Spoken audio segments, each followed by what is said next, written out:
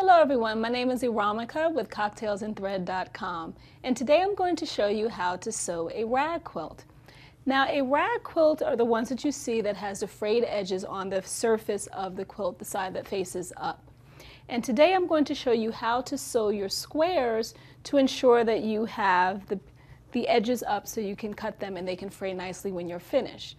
Now, you would have followed your instructions, you would have cut out your squares to whatever dimensions you need, and now I'm going to show you how to sew these two together and what's important about that quilt.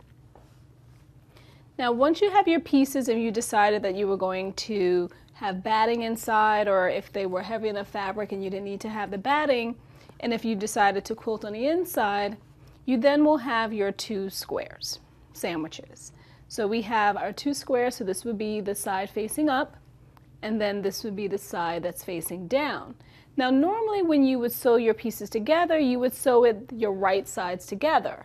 And that would be your facing side, the right sides that are facing up together. But for the rag quilt, what makes it unique is that you have to sew together the pieces that are facing up.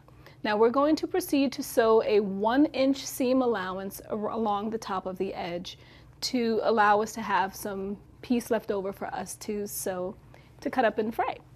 Now let's go to the machine.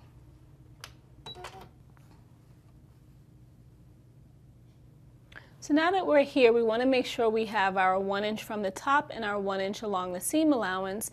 And it's also really good if you have a walk-in foot because it helps to ensure that you feed all the layers of the fabric properly. And now that we're here, we're going to begin to sew our seam.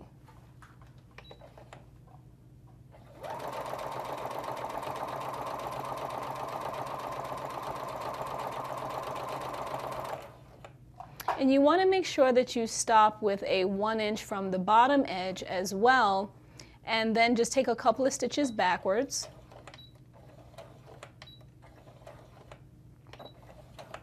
And that completes your square.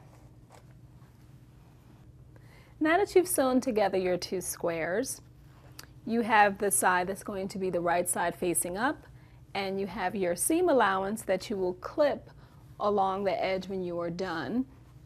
And this is how your back would look. It would be flat.